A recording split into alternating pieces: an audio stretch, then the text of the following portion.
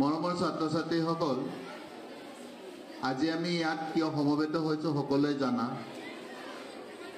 এই কাৰণে আমি সমবেত হৈছোঁ যে 1947 চনৰ 15 আগষ্ট তাৰিখে ব্ৰিটিছ উপনিৱেশ শাসনৰ পৰা ভাৰতবৰ্ষই স্বাধীনতা লাভ কৰিছিল আৰু সেই দিনটো স্মৰণ কৰাৰ লগতে আজিৰ এই দিনটো অতি গুৰুত্বপূৰ্ণ দিন। We know the value of freedom, and this is not something